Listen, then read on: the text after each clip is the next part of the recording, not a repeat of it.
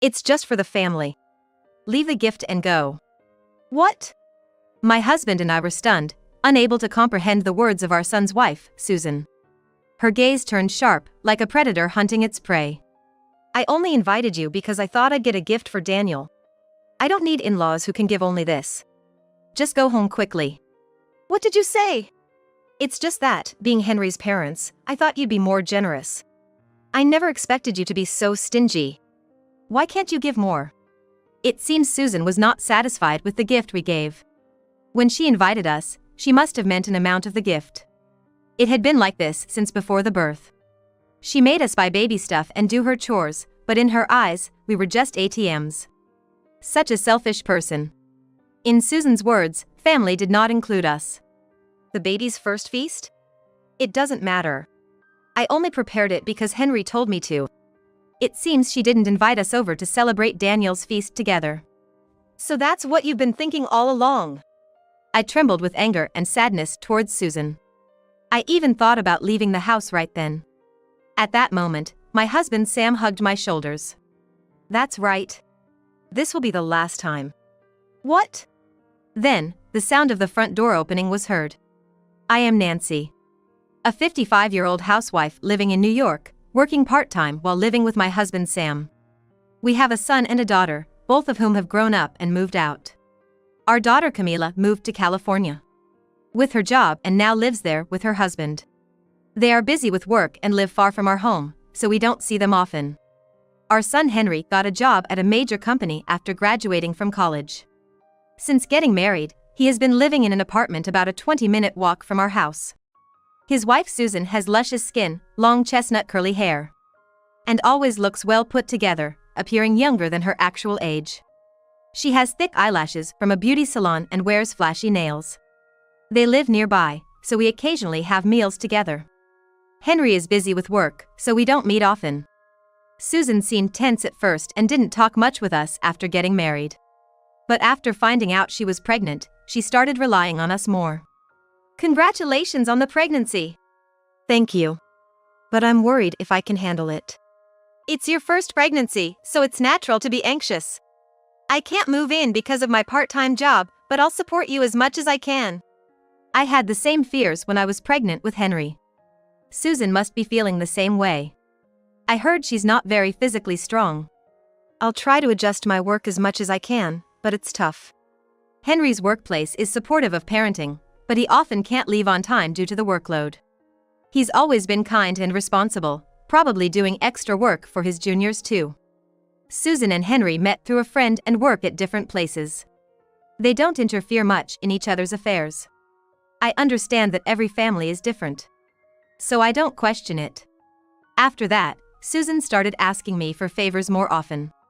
The morning sickness hasn't subsided yet. I can hardly do household chores. Can you help me? Susan took a leave from work due to her condition and started resting at home. Meanwhile, I was busy with my peak season at work and household chores. But I thought it would help Susan, so I started doing housework for both our house and Henry's. On my days off, I would head to their place around 11 a.m. Of course, I did the grocery shopping, and while I was cleaning and doing laundry, Susan mostly stayed in her room. I didn't want to disturb her, thinking she might not be feeling well. I prepared meals for Henry and left Susan's portion outside her door. She would leave the empty dishes outside after eating, so I'd pick them up and wash them. By 6 p.m., I'd return to my own home to cook dinner for me and Sam. This routine continued until Susan's morning sickness seemed to ease. Being cooped up in the house is driving me nuts. I need some fresh air. Hey! Susan would say and leave the housework to me while she went out to clear her mind. She'd often return home late, sometimes after 9 p.m. It was tough since I was also juggling my part-time job. I wanted this to end as soon as possible. But that wasn't all. We need this baby wrap and that bottle. I'm running low on savings. Could you buy them as a pre-birth celebration gift, she'd ask, and I ended up buying more and more baby items. We were eager for a grandchild. Children are blessings, and they may not come easily. It took a few years for Henry and Susan to conceive, so we tried not to pressure them. But maybe we were too meddlesome. We had some savings for our grandchild. But Susan's demands drained it. And my part-time income was dwindling too. Henry's messages were all businesslike, showing he was busy. I had a nagging feeling about Susan, but couldn't confront her directly. Months passed, and Susan gave birth to a boy named Daniel. When Henry told us, Sam and I rushed to the hospital. "You did great giving birth. Now rest up." "Thank you. Thanks for having him. We'll get through this together." After a week in the hospital, Susan and Daniel were discharged. We limited our visits to avoid burdening her, seeing her just once right after the birth. Henry occasionally sent pictures of Daniel, which comforted us. Wanting to see them, we asked Susan if we could visit after some time. "I'm still not well, so please hold off. But we're short on cash. Can you help?" Our hopes were dashed. "It's a sensitive time, so let it be," we thought, and reluctantly backed off. We didn't want to pressure them, so we waited a week, 2 weeks, before asking again. But we always got the same answer. "Raising a child really costs, doesn't it? The money you gave before isn't enough." "We've already given quite a bit." We couldn't see Daniel and kept paying Susan. The amount she asked for kept increasing. I decided to talk to Sam about it. Maybe she's just overwhelmed with her first child. Raising our first child, Henry, we had no spare time either. I had help from my family and Sam's, who were nearby. Susan's family lived far, in another state. In fact, she rarely visited them even before marrying. I'd never heard her talk about friends. Maybe the stress of new motherhood and not having Henry's help was getting to her. Perhaps us being close was more of a burden. We decided to watch from a distance, ready to help if she asked for anything other than money. Especially since Susan is part of the family by marriage. I feel bad for making her worry about unnecessary things. But I couldn't understand why Susan kept asking for cash. Henry wasn't the type to withhold money. He wasn't wealthy, but he earned more than most and wasn't a spendthrift. We had bought most essentials before Daniel was born. Henry's income should have been enough for a comfortable life without lavish spending. The need for more money didn't make sense to me. "What's Susan thinking?"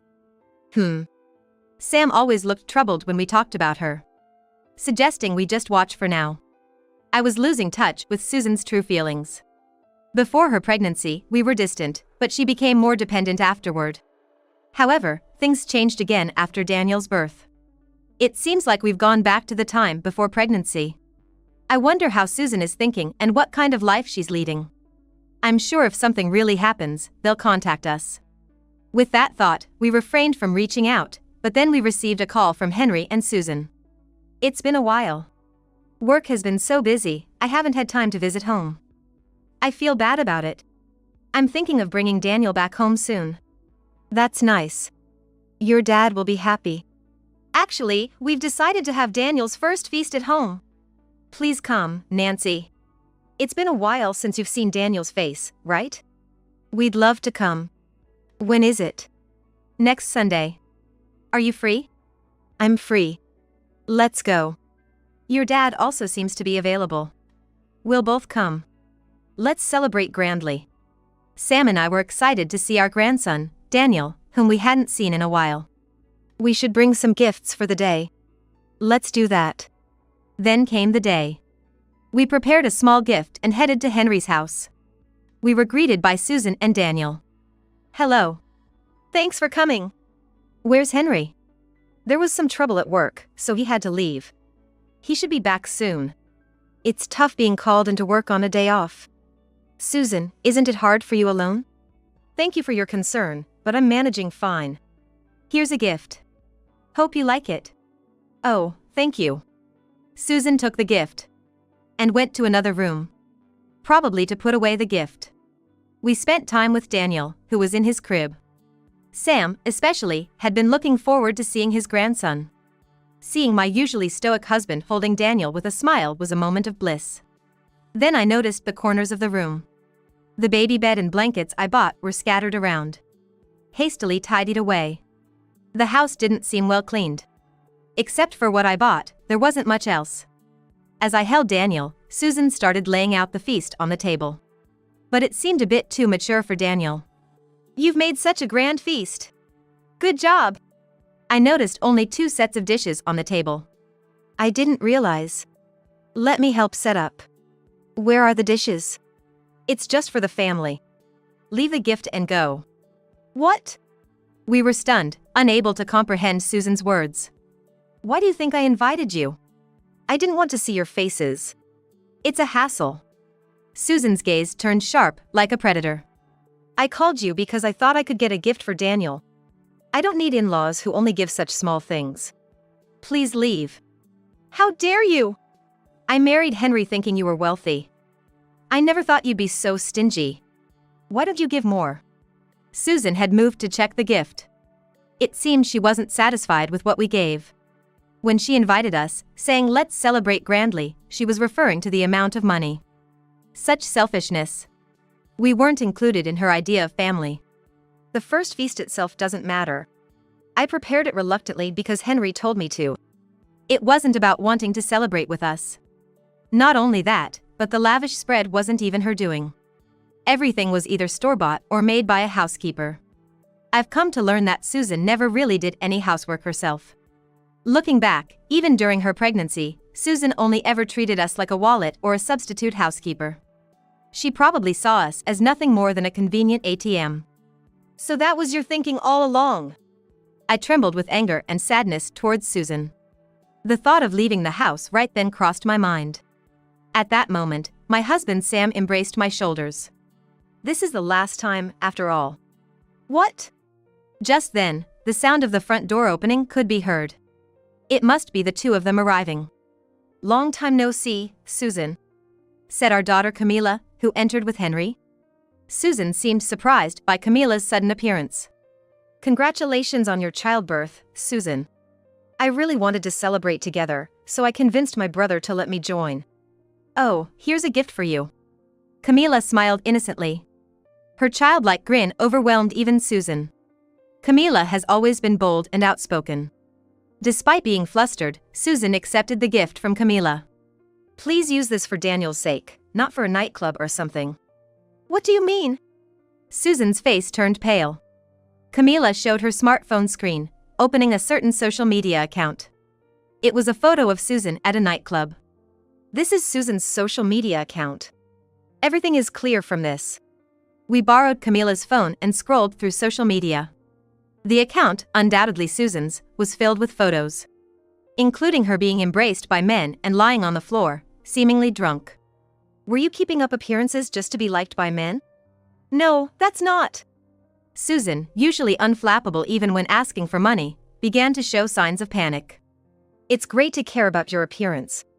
But from an outsider's view, it's hard to believe you're raising a less than 1-year-old child. Did you really take care of Daniel? From diaper changes to breastfeeding, did you do it all? Checking the dates, it was clear Susan had been at the nightclub, even when she had left housework to me during her pregnancy. Her trips outside, supposedly for relaxation, were actually to meet men. Susan, speaking rapidly, kept denying.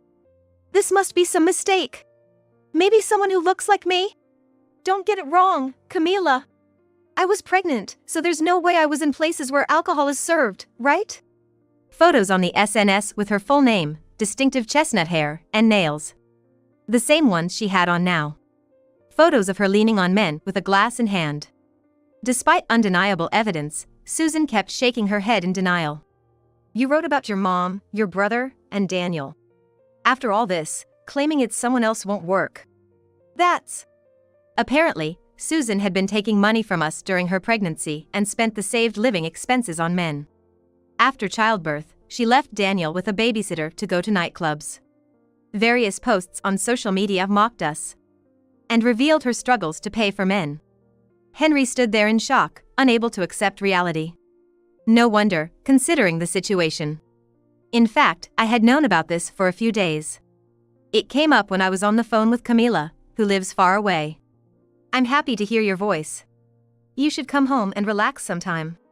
My work's been hectic too. My husband just got promoted, so we're a bit busy. My brother lives nearby, but maybe I should be closer. Camila? Is something wrong? Camila's voice, usually bright and clear, sounded a bit dim. Something was bothering her, I could tell. Yeah. It's not about me. It's okay. If you don't want to talk about it, I won't force you.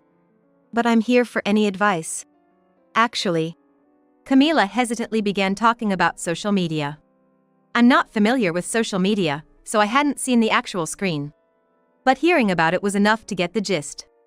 Apparently, the information had reached Camila as well, after I had discussed it with Sam.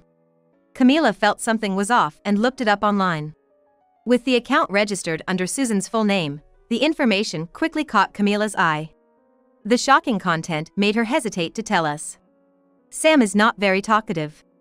But whenever Susan's topic came up, he seemed troubled. Probably imagining various possibilities after hearing my side.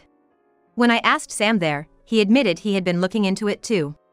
Since I'm not familiar with nightclubs, I had to ask Camila, who's in her 20s, about it. I don't think you know about this. Henry isn't much into the internet. If he knew, his character would never allow it. But how do we tell him about this? If Henry had known, he surely would have divorced Susan. We pondered whether to tell Henry about this reality. Maybe Susan would stop giving money to men for Daniel's sake. Perhaps she was only spending within her income. We even held on to that faint hope. But it was more like an escape from reality. Reality isn't that sweet. We decided to consider the worst possibilities. The conclusion was that it would be more painful for Henry to find out later. Without telling him directly, we couldn't predict Susan's actions. So, we waited for a time when we could all meet directly. The invitation came a week after this discussion. I immediately reported to Camila, who managed to adjust her work schedule to come. Henry was asked by Camila to keep her visit a secret from Susan. Camila was checking if Henry knew about this. If you're aware and accepting of this, we won't interfere. What do you think after hearing this? She's been deceiving me, Henry said, trembling with anger after checking the social media. Gradually, he began to speak more. It's not me, Henry. Someone must be impersonating me. It's not true. Believe me, Susan explained in panic. Tears began to form in her eyes. She stuttered but kept denying vehemently. However, Henry was not listening. What are you saying? That's clearly you, Susan. He hates dishonesty more than anything. He said he couldn't forgive her use of Daniel to gain an advantage. I don't remember marrying someone who uses others for their own benefit. Please leave. Henry was relentless in his condemnation. Wait, Henry, listen to me, Susan cried out. Henry remained cold and unyielding. If Susan won't leave, then I will. I'll take Daniel with me. Can we stay at your place for a while? Let's go home together. Daniel too. Thanks for everything. We're leaving now. Susan kept screaming at Henry. Despite her attempts to hold on to him, Henry shrugged her off. Crumpled on the floor, Susan was left crying. Henry didn't look back. We left the place as a family. On the way home, Henry kept apologizing and expressing his gratitude to us. He often came home late, unaware that Susan had been going out at night. On his rare days off, they did go out as a family of 3. There was love for Daniel. But love doesn't excuse everything. It was fortunate that they had a babysitter that day. Otherwise, Daniel might have been left alone as he grew older.